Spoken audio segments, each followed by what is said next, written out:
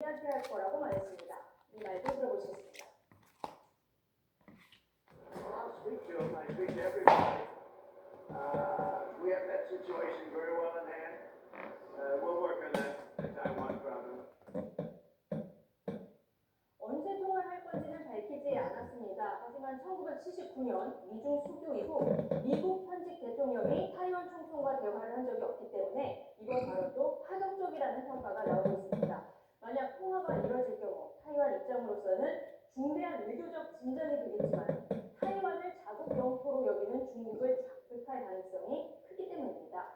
트럼프 대통령은 지난 2016년 대통령 당선인 신분으로 차이잉원 타이완 총통과 통화했는데 당시 중국이 강력하게 반발을 했습니다. 때문에 타이완 총통과 통화를 하겠다는 이번 발언도 시진핑 주석에 대한 불만 때문이라는 분석이 나옵니다. 시진핑 주석은 미중 정상회담 나흘 만에 푸틴 러시아 대통령을 초청해서 이 중국과 러시아가 같이 미국 견제에 나섰다는 평가도 나왔죠. 트럼프 대통령은 중러 정상회담에 대해서는 자신도 두 지도자와 잘 지내다면서 좋은 일이라고 본다고 말했습니다. 지금까지 워싱턴에서 전해드렸습니다. 이스라엘은 대체 어디까지 가려고 하는 걸까요? 이스라엘이 지중해에서 납부한 가자지구 보호선단 활동가들을 조롱하고 거칠게 다루는 영상이 공개되면서 파문이 일고 있습니다. 네타냐후 총리는 자국의 가치와는 부합하지 않는다면서 서둘러 진화에 나섰지만 유럽 국가들은 강력히 항의하고 있습니다. 런던에서 조수연 특파원입니다. 이스라엘 남부 아스돗 항구의 구금시설에서 국제활동가 수십 명이 손이 묶인 채 무릎을 꿇고 있습니다. 그 앞에서 이타마르 벤그비르 국가안보장관이 이스라엘 국기를 흔들며 우리가 이 땅의 주인이다라고 외칩니다. 한 활동가가 제압당하는 모습을 보고는 이래야 만만하다고 하는가 하면 테러리즘 지지자들은 오랫동안 수감돼야 한다고 주장하기도 합니다. 팔레스타인의 자유를 위하고 외치는 여성의 머리를 경비원들이 손바닥으로 끌어내리며 거칠게 끌고 가는 장면도 담겼습니다. 이 영상은 벤그비르 장관이 SNS에 직접 공개한 건데 논란이 커지자 네타냐후 총리는 성명을 통해 이례적으로 벤그비르 장관을 비판했습니다. 네타냐후 총리는 이런 방식은 이스라엘의 가치 규범과 전혀 부합하지 않는다고 강조했습니다. 이어 외교적 파장이 커지는 것을 막기 위해 관련 부처에 즉각적인 조치를 명령하고 활동가들을 가능한 한 빨리 추방하라고 지시했습니다. 하지만 국제사회에서는 분노의 목소리가 잇따르고 있습니다. 이탈리아와 프랑스, 스페인, 네덜란드 등 유럽 각국은 항의의 표시로 자국 주재 이스라엘 대사를 조치했습니다. 영국 외무부는 완전히 경악했다는 반응을 보였고 독일과 그리스도 용납할 수 없는 일이라고 비판했습니다. 멜로니 이탈리아 총리는 활동가들의 존엄성을 모욕하는 내용은 받아들일 수 없다고 밝혔고 스페인 외무장관도 끔찍하고 수치스러우며 비인도적인 처사라고 비난했습니다. Il nostro atteggiamento con Israele è duro da una parte, leggete un canale che deve essere duro, che non deve perdonare quando un'azione è illegale. 구금된 활동가 400여 명 중에는 아일랜드 대통령의 자매도 포함돼 있어 적지 않은 외교적 파장이 예상됩니다. 런던에서 YTN 조수입니다. 이재명 대통령은 이스라엘군의 보호선방 납포 사태와 관련해서 뭐가 지나쳐도 너무 지나치다며 너무 비인도적이라고 비판했습니다. 이 대통령은 어제 국무회의에서 이스라엘이 제3국 선박을 납포한 법적 근거가 뭔지 명예나 주권을 침해한 건지 물으면서 이렇게 말했는데요. 위성락 안보실장은 이스라엘이 가자 지역에 군사 작전을 하고 있고 출입 통제를 하는 연장선에서 벌어진 일이라고 설명했습니다. 위 실장은 이 대통령이 불법 침략한 거 아니냐고 추가로 묻자 하마스의 이스라엘 공격으로 촉발됐고 이뭉순 안보실 2차장도 이스라엘은 교전 상태에서 해상 공세 조치는 합법적이라고 주장하고 있다고 설명했습니다. 이 대통령은 이어 베냐민 네타냐후 이스라엘 총리가 국제형사재판소에 전범으로 인정돼 체포영장이 발부돼 있는 것이 아니냐며 우리도 이에 대해서 판단해보자고 주문했고 위 실장은 검토해보겠다고 답했습니다. 하지만 국민의힘은 이재명 대통령이 네타냐후 이스라엘 총리에게 발부된 국제형사재판소 체포영장을 언급한 것에 대해 경솔하고 무모한 도발이라고 비난했습니다. 장동혁 대표는 자신의 SNS를 통해 나무호 피격 대화는 완전히 다른 태도라며 똑같이 국민의 생명과 안전이 걸린 문제인데 이렇게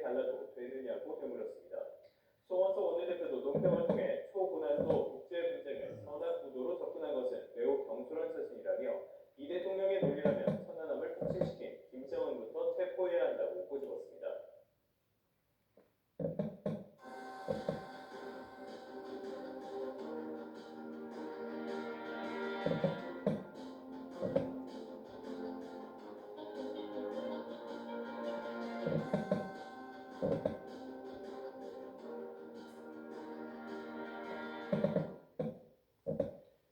0시부터 6.3 지방선거 공식 선거운동이 시작됐는데요. 여야 서울시장 후보들은 일제히 민생행보, 현장행보에 돌입했습니다. 더불어민주당 정원호 후보는 오늘 서울 광진구 동서울 우편 집중국을 찾아 안전한 토대 위에서 시민들의 일상이 지켜질 수 있도록 뒷받침하겠다고 말했습니다. 정 후보 일정에 동행한 정청래 대표는 서울시장 선거 판세 관련 질문에 승리하기에 넉넉하진 않지만 큰 문제는 없다고 본다고 평가했습니다. 국민의힘 오세훈 후보는 서울 가락동 농수산물 도매시장에서 공식 선거운동을 시작하며 서울의 경제를 읽어가시는 분들과 함께 뛰면서 밝은 미래를 열어가도록 하겠다고 밝혔습니다. 장동혁 대표는 첫 일정으로 삼성전자 노사 타협을 촉구한다며 단식 농성을 한 양양자 경기도지사 후보를 찾아 중차대 한때에 추미애 후보는 역할도 없이 숨어있다고 비판했습니다. 전국 16곳의 광역단체장 자리를 놓고 민주당은 내란 심판을, 국민의힘은 정권 폭주 견제를 고수하며 지지층 결집과 중도층 흔들기에 나섰습니다. 권남기 기자입니다. 지난 2018년 지방선거에서 광역단체장 14곳을 싹쓸이했던 더불어민주당.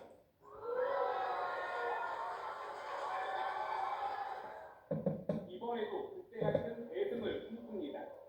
고공행진, 대통령 지지율을 바탕으로 예산 지원 등 여당 수행력을 한껏 내세웠는데 16곳 중 15대 1까지 가능하다는 전망도 나왔습니다. 보수의 심장 대구마저 엎치락뒤치락 전국 빼고 다 이길 수 있다는 거지만 보수층 결집에 최근 자세를 낮추는 분위기입니다. 처음에 너무 좀 안심론, 낙관론 이런 게 너무 빨리 있지 않았을까. 민주당은 국민의힘의 이른바 6억인 공천을 빌기로 개헌 의무에 개헌에도 어깃장을 놨다며 내란 심판으로 승기에 굳히기에 나섰습니다. 내란 땅에 내란 공천을 역사 이름으로 헌법의 이름으로 민주주의의 이름으로 6월 3일 존엄하게 심판하실 것이라. 열세인 국민의힘은 정권 폭주 견제 카드로 반전을 노립니다. 여권이 공소시효 특검법을 추진해 이재명 대통령 범죄를 지우고 장특공 폐지 등 각종 세금 폭탄을 준비하지만 힘이 부족해 막을 수 없다. 투표로 보태달라 촉구하는 겁니다. 저희들의 안전함을 국민 여러분들께서 채워주시기를 간곡히 당부드립니다. 여기에 국민배당금 논란이나 나무 피격, 삼성전자 노사 갈등까지 각종 현안을 정치 쟁점화하며 보수층이 투표장에 오게끔 방탄임을 쓰는 모습입니다. 민주당 하는 짓 보면 지금 딱 그렇습니다. 아주 똥 싸고 뭉개고 씹어 먹으려고 하고 있습니다.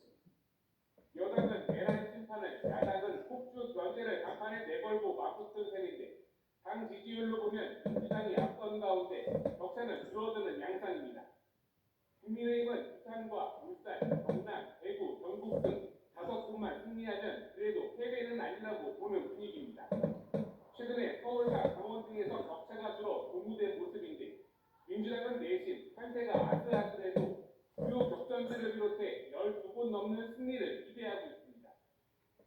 자신을 선대의 원톱으로 내세운 여야 대표들은 군초를 다투는 광폭 행보에 한창입니다. 6월 4일 선거표는 이후 전국 주도권을 물론 각 당 당권 경쟁과 직결된 전망입니다. YTN 권남기입니다.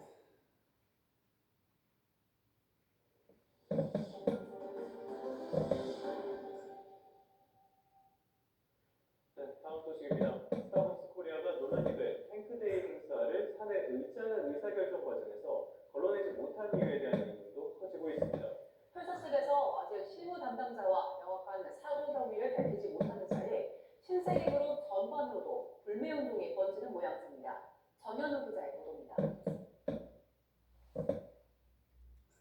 15세기 내려치자 먹은 잔과 함께 부동감나는 스타벅스 로고, 동영상 한가운데 이젠 아웃이라는 글귀를 써놓습니다. 이처럼 온라인상에서 스타벅스 텀블러와 제품을 폐기하며 불매운동을 인증하는 영상과 사진들이 잇따라 올라오고 있습니다.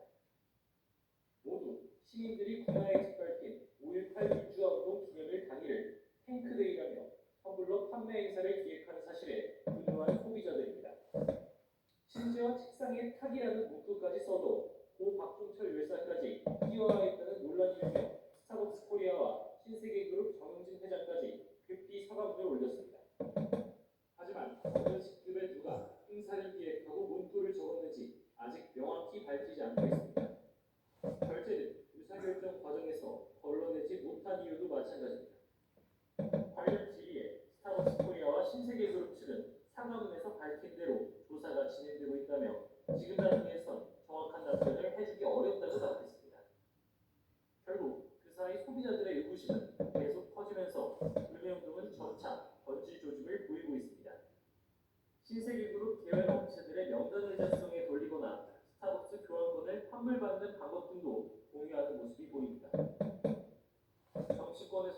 스타벅스 불매를 둘러싼 논란이 가중되는 모습인데 앞서 정용진 회장이 약속한 조사 결과의 투명한 발표와 책임 있는 후속 조치가 늦어질수록 그룹 전반으로 피해는 쌓여갈 수도 있을 것으로 보입니다.